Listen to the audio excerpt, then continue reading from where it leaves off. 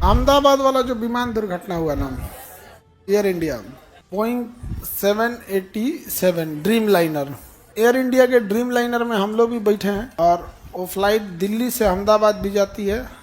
Boeing का dream liner हम मुंबई से दिल्ली भी आता है। तो कंडीशंस तो ठीक नहीं है अंदर से उसके। अभी चूंकि ये क्या नाम है, अभी इसका कोई रिपोर्ट ब्लैक बॉक्स का आया नहीं है। जैसे ब्लैक बॉक्स का रिपोर्ट आ जाएगा एकदम डिटेल से बताएंगे आप लोग को। जैसे नेपाल में दुर्घटना हुई थी ना, कंडीशन लीवरवा खींच दी थी, नहीं समझे, फ्लैप खींचने के तो कंडीशन लीवर खींच दी, फ्यूल सप्लाई कट गया था। वैसे इसमें क्या हुआ क्या नहीं हुआ तो एक बार देखना पड़ेगा। तो जब रिपोर्ट आ जाएगी तो हम आपको डिटेल से जानकारी बता देंगे। अभी तो बस ये है कि टेक ऑफ करने के टाइम पे वो V2 तक पहुंच ही नहीं पाया और विमान दुर्घटना हो गया। जब वो दौड़ता है ना जहाज रनवे पे, तो जब वो प्रॉपर स्पीड गेन कर लेता है और रनवे आधा से ज़्यादा ख़त्म हो जाती है तो को पायलट बोलता है कैप्टन से कि V1 कि अब ब्रेक नहीं लगा सकते हो, क्योंकि ब्रेक लगाओगी ना तो 80% रनवे खत्म हो चुका है, थूर लोगे आगे जाकर, अब एनी हाउ उड़ जाना है। V1 लेके उड़ जाता है। फिर एक सर्टेन हाइट तक 2000 फीट तक पहुंच जाता है। तो 2000 फीट एक सेफ हाइट माना जाता है कि वहां पायलट कुछ डिसीजन लेने के लिए है, कुछ गड़बड़ी आती है तो हो जाता है। V2 वहां उसके आगे 2000, ये 600 फीट पे पहुंचा था और 600 फीट पे स्टॉल कर गया है। विमान स्टॉल किया है। अब स्टॉल करने का कारण इंजन फेलियर है या एंगल ऑफ अटैक है, ये दो कारण होते हैं मेन। क्योंकि सीसीटीवी वीडियोस में पक्षियों का टकराना दिख नहीं रहा है, क्योंकि जब भी पक्षी से टकराता है तो उसकी एक पहचान होती है, इंजन के पीछे से काला धुआं आने लगता है। इंजन के पीछे से किसी तरह का काला धुआं नहीं आया है।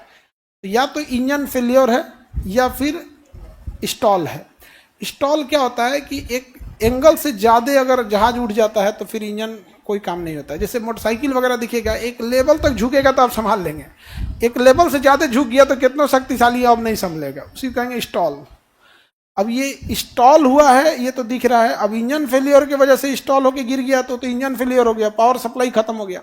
और नहीं तो अगर एंगलवा ज़्यादा उठा देता, 10 से 15 डिग्री के बीच में उठाता है वो, 10 से 15 डिग्री, तो कई बार ज़्यादा उठ जाएगा ना, गिरने लगता है।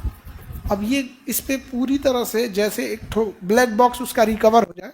ब्लैक बॉक्स एक ऑरेंज कलर का डिब्बा होता है, उसके अंदर दो चीज़ें बात होती है। पायलट क्या बात कर रहा है ये भी रिकॉर्ड हो रहा है, और जहाज में क्या पैरामीटर्स थे वो भी रिकॉर्ड हो रहा है। मतलब उसके क्या इंस्ट्रूमेंट में कितना फ्यूल था, कितना वजन था, कितने लोग थे, क्या था, सारा चीज़ उसमें रिकॉर्ड होता है। उसको निकाल जब लिया जाएगा तब पता चलेगा एग्जैक्ट में कि क्या हुआ था। लेकिन बहुत खतरनाक है। जिस हॉस्पिटल पे गिरा था, आगे हॉस्पिटल था, उसमें डॉक्टर लोग, रेजिडेंट डॉक्टर थे, वो खाना खा रहे थे, ऊपर ही गिर गया था। वहाँ से 6-7 डॉक्टर लोग भी बहुत सीरियस गंभीर हैं, संभवतः बचे भी ना। मतलब हमको जब तक सूचना थी बहुत सीरियस थे वो लोग, और मतलब जिस लेवल के सीरियस थे तो शायद उसमें से भी 6-7 डॉक्टर ना बच पाए, इतने ज़्यादा सीरियस थे। विमान दुर्घटना में सबसे बड़ा कारण चोट लगना नहीं होता है, विमान दुर्घटना का सबसे बड़ा कारण होता है आग लगना। उस जहाज में 1.5 लाख लीटर फ्यूल था, 1.5 लाख लीटर।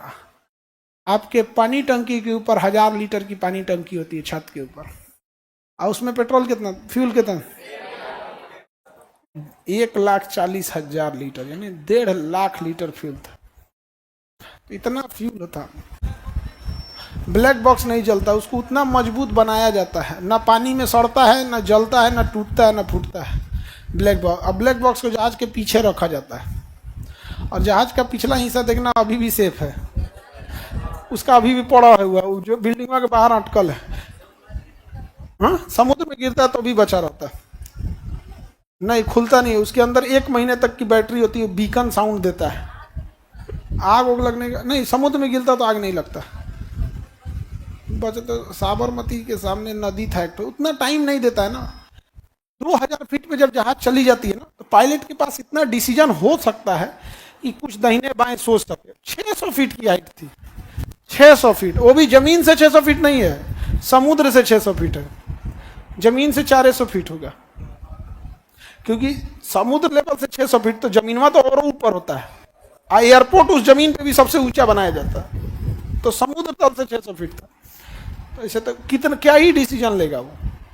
कोई कोई डिसीजन देखिए, वो दाहिने बाएं भी नहीं मुड़ सका है, सीधे जाके गिर गया।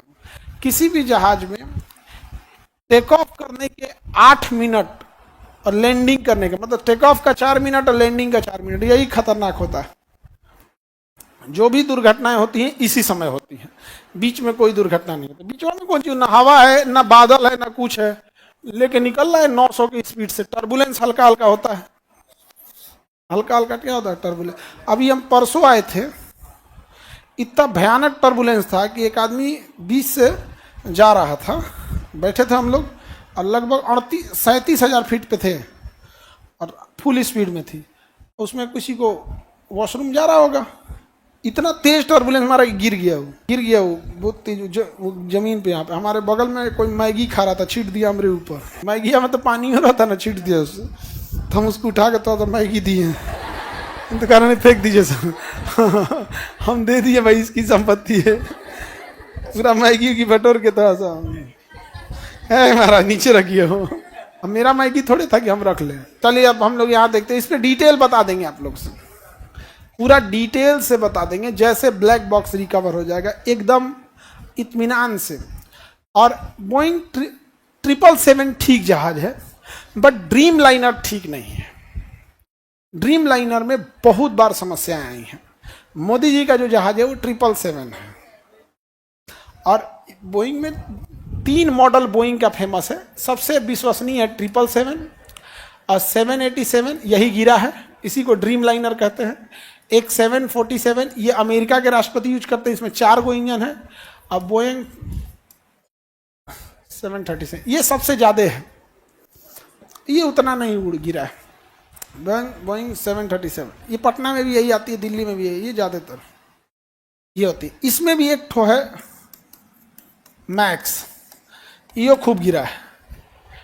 तो बोइंग के ये 2 जहाजों पे हमेशा सवाल उठे हैं, इसकी विश्वसनीयता के ऊपर। मैक्स तो 2 महीना में धाए धाए गिरा था, भारत सरकार ने रोक लगा दिया था, 777 मैक्स पे नहीं उड़ना है। और इंडिया में मैक्स में था, जब हम न्यूज पढ़ रहे थे ना, तो हम लोग मैक्से में बैठे थे। इंडिया में भी 30-40 गो है बोइंग 737 मैक्स। तो उसके बाद तो हम लोग टिकट जब कटाते हैं तो ध्यान रखते हैं कि जहाज ज़्यादातर एयर बस का हो। अब बोइंग में आदमी थोड़ा सा कतराता है इस सबसे, क्योंकि सेफ्टी मानकों में बोइंग आजकल बहुत खिलवाड़ किया हुआ है। अमेरिका से के बदले वो चाइना से पार्ट पुर्जा मंगा कस रहा है। और बोइंग के एक कर्मचारी ने कहा था कि जो अभी गिरा है ना 787 का जो ड्रीम लाइनर, तो बोइंग के एक कर्मचारी ने कहा था कि इसमें जो ऑक्सीजन पाइप ले जाने वाला जो पाइप होता है, तो बोइंग ने एक जहाज में वो नया पाइप ना लगा के कबाड़ से सेकेंड हैंड लगा दिया। मतलब उसी के कंपनी में कोई स्केयर पार्ट नहीं रहता, वहां से उठा के लगा दिया। जहाज में ऐसा थोड़े चलता है। हाँ, मोटरसाइकिल कोनो साइकिल थोड़े है कि पुरान ट्यूब लगा दे। तो सोचिए यहाँ पे ब्लास्ट भी हो सकता था। उस कर्मचारी ने केस किया था, जिस दिन उसकी सुनवाई थी कोर्ट में, उस दिन उसको किसी ने गोली मार दिया था।